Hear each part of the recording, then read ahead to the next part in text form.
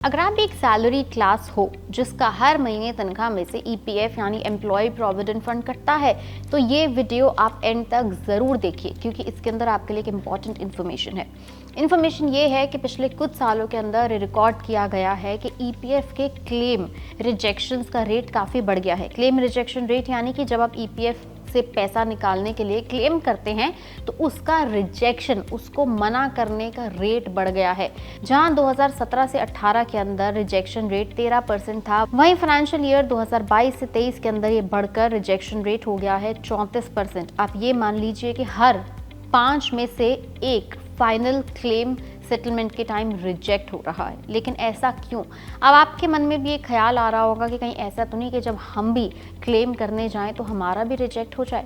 तो आज हम इस वीडियो में आपको बताने वाले हैं वो कुछ कारण, कॉमन रीजंस जिसकी वजह से आमतौर पे क्लेम रिजेक्ट होता है और आपको किस तरह की गलती नहीं करनी है।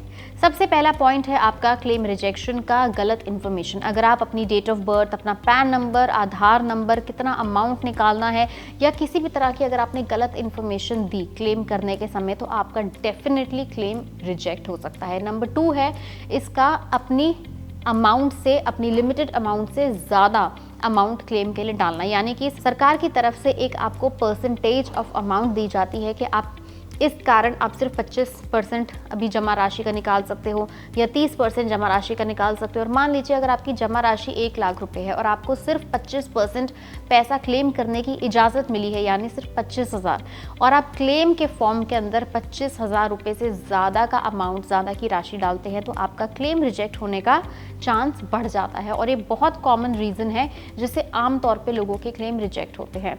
नंबर 3 है सिचुएशन गलत डालना। ईपीएफ से पैसा निकालने के लिए, क्लेम करने के लिए कुछ सिचुएशंस दी गई होती हैं, जैसे कि अपनी शादी के समय आप थोड़ा पैसा निकाल सकते हैं, बच्चे की पढ़ाई के लिए पैसा निकाल सकते हैं, घर की मरम्मत करानी है तो आप पैसा निकाल सकते हैं। इस तरह से सरकार ने कुछ सिचुएशन दी हैं एम्प्लॉयज़ को जिस सिचुएशन के अंदर ही आप पैसा निकाल सकते हैं। बीच में जब पैंडेमिक आया था तो कोविड-19 पैंडेमिक के चलते भी आपको परसेंटेज दी गई थी कि आप कुछ पैसा कोविड-19 इलाज के लिए निकाल सकते हैं, लेकिन अब वो सुविधा सरकार की ओर से फिलहाल के लिए बंद है। तो अगर आप गलत सिचुएशन के अंदर क्लेम करने जाएंगे तो भी आपका क्लेम रिजेक्ट हो सकता है।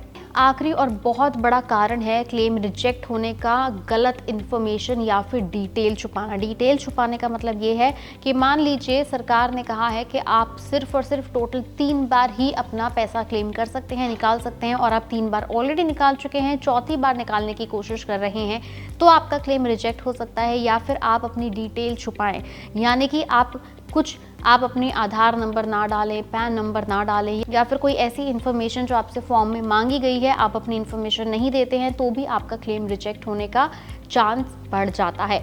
आपको बता दें कि इसमें घबराने की बात नहीं है। अगर आप ये 3 से 4 पॉइंट का ध्यान रखेंगे अगली बार ईपीएफ क्लेम करते समय तो आपके रिजेक्शन रेट कम हो जाएगा। ईपीएफओ ऑफिशियल्स के मुताबिक क्लेम रिजेक्ट होने का आंकड़ा ऑनलाइन प्रोसेसिंग के चलते भी काफी बढ़ गया है।